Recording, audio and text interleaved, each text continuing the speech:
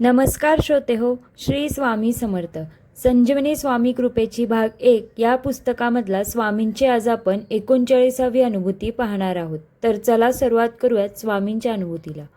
श्री स्वामी समर्थ. श्री स्वामी कृपा प्रचिती.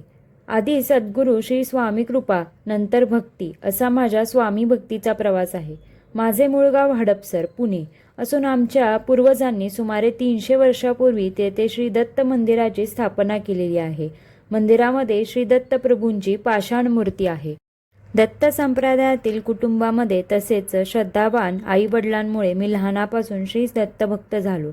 घरचेच दत्त मंदिर असल्यामुळे श्री दत्त प्रभूंची पूजा करणे, श्री गुरुचरित्राचे पारायण वारंवार करणे, दत्त जयंती उत्सवात भाग घेणे, कथा कीर्तने ऐकणे मला भाग्यानेच लाभले.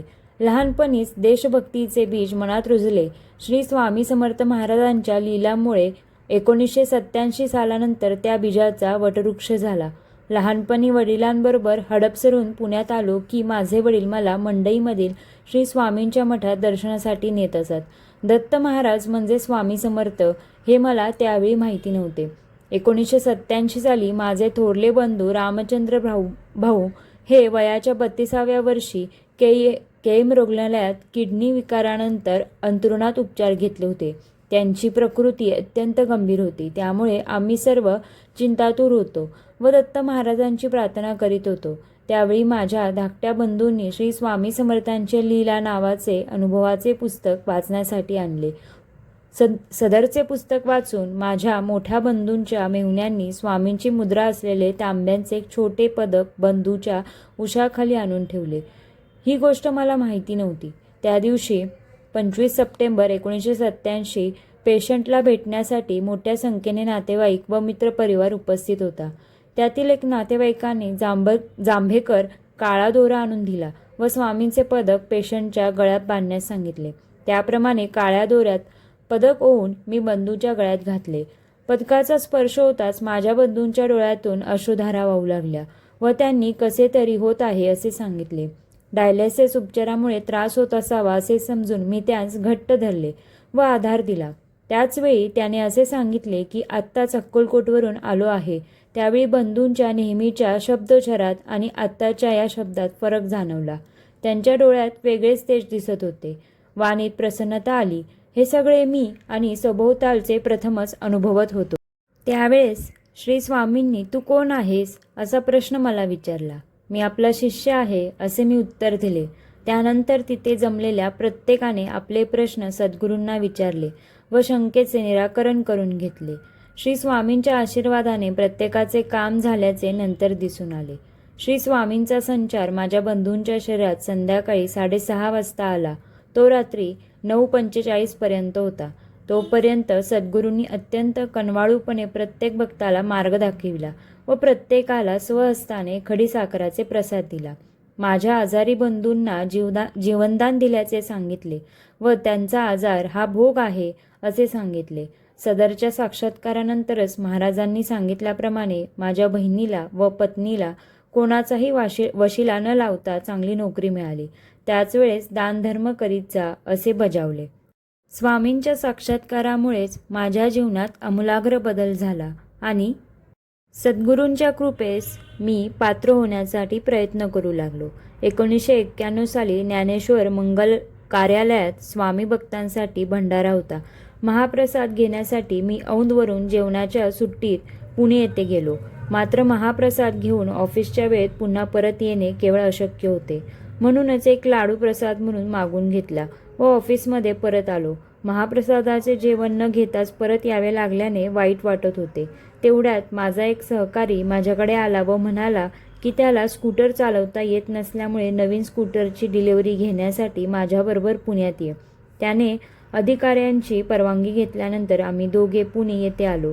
त्याला स्कूटर घेण्याची ओढ होती तर मला प्रसाद घेण्यात रस होता. मात्र महाराजांच्या कृपेमुळे प्रसाद घेतल्यानंतरच गाडी डिलिव्हरी मिळाली. अशा प्रकारे महाराजांनी त्या दिवशी मला प्रसादाचा लाभ दिला. 1998 साली गुरुपौर्णिमेच्या दिवशी मी श्री स्वामी महाराजांचे दर्शन घेण्यासाठी मंडईतील मठात रात्री 8 वाजता रांगेत उभा होतो. त्यावेळी पारकर पेन घेण्याचा विचार मनात चालू होता. बालिशपणे मी सद्गुरूंना प्रार्थना केली की माझी भक्ती आपणापर्यंत पोचत असेल तर तुम्हीच मला पारकर पेन द्या. रांगेत पुढे सरकत असतानाच पायाखाली काहीतरी आल्याची जाणीव झाली. पाहतो तर तो गडद निळ्या रंगाचा पारकर पेनच होता. त्यामुळे मला अत्यंत आनंद झाला. 1999 साली 16 एप्रिल रोजी पत्नीसह स्कूटरवरून जाताना मोठा अपघात झाला. महाराजांना मोठ्याने हाक मारून मी बेशुद्ध झालो. माझ्या डोक्याला डावीकडे फ्रॅक्चर झाले होते व शरीरावर जखमा झाल्या होत्या, पण केवळ सद्गुरू कृपेनेच मी त्यातून बरा झालो. श्रींच्या कृपेमुळेच मनातील विचार पूर्णत्वाला येतात. श्री स्वामी आपल्या भक्तांशी बोलतात म्हणजे त्यांचा आवाज आपणास ऐकू येतो, याचा मी 3 वेळा अनुभव घेतला आहे. एकदा मी घरात स्वामींची पूजा केली व नैवेद्याचे दूध घेण्यास विसरलो. त्यावेळी माझ्या कानात श्रींचा आवाज आला, अरे तू दूध घ्यायस विसरलास. मंडईत मठात ओळखीच्या गृहस्थांबरोबर दर्शनास गेलो होतो. त्या गृहस्थांची मुले जन्मताच मृत उपजत होती. त्यांना म्हणालो की इथे दर्शनाला येत जा, म्हणजे असे होणार नाही. श्रींना माझे बोलणे आवडले नसावे, कारण त्याच वेळी माझ्या कानात श्रींचा आवाज आला की हे बोलण्याचा तुझा अधिकार कोणी दिला. मात्र सदरच्या गृहस्थांना श्री स्वामी कृपेने 2 मुलगे झाले व त्यांची प्रगती झाली आहे. एकदा मी सारसबाग मठात स्वामींची प्रार्थना केली. काया वाचा मनाने केलेल्या पापाची क्षमायाचना मागितली. त्यावेळी माझ्या कानात श्रींचा शब्द आला की पापातून नाही शापातून म्हण. अशा प्रकारे मी स्वामींचे शब्द ऐकलेले आहेत. श्री स्वामी भक्तीमध्ये खऱ्या अर्थाने रंगत आणली ती गुरुवर्य तपस्वी काकांच्या आवाजातील सुमधुर गीतांनी. त्यांच्या गायनातील स्वामी भक्तीने ओथंबलेल्या शब्दांनी कित्येक वेळा डोळ्यातून अश्रू ओघळले आहेत. स्वामी भेटीची आतुरता वाढलेली आहे. भविष्यात घडणाऱ्या घटना श्री स्वामी महाराज भक्तांना आधीच सूचित करतात, हे मी अनुभवले आहे. आई आजारी असल्याने मी दिनांक 9/1/2005 रोजी हडपसर येथे गेलो होतो. त्या दिवशी मला स्वप्नात असे दिसले की मी गर्दीत उभा आहे व लोकांना म्हणतोय की माझ्या आईला मला पाहू द्या. 2 दिवसानंतर मला आईचा चेहरा दिसणार नाही आणि त्यानंतर खरोखरच असे काही घडले असे वाटले नाही. मात्र विधिलिखित मला स्वप्नाद्वारे कळले होते असे म्हणावे लागेल. गुरुवार दिनांक 13/1/2005 रोजी रात्री मला स्वप्न पडले की श्री स्वामी समर्थांचे भजन श्री गुरुवर्य तपस्वी काका करीत आहेत. मी स्वामी मूर्तीपुढे बसून भजनामध्ये तल्लीन झालो आहे. भजन रंगले आहे आणि अचानक श्रीची मूर्ती जागेवरून हलली.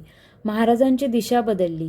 मी मूर्तीसमोर जाण्याचा प्रयत्न केला, मात्र दुसऱ्या क्षणी मूर्तीचे विघटन झाले आणि पीठाच्या गिरणीतून पीठ यावे तसे मूर्तीतून प्लॅस्टर ऑफ पॅरिस बाहेर पडले व मूर्ती नाहीशी झाली.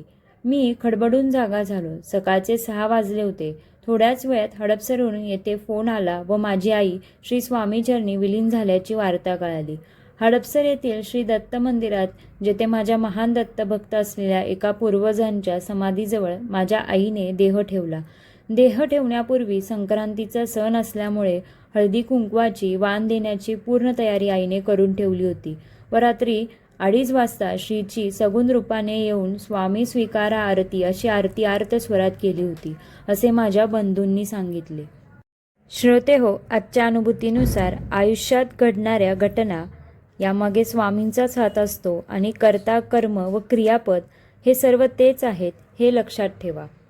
पुढच्या अनुभूतीसाठी चॅनलला लाईक, शेअर आणि सबस्क्राईब करा. भेटूयात पुढच्या अनुभूतीमध्ये. दिगंबरा दिगंबरा श्रीपाद वल्लभ दिगंबरा.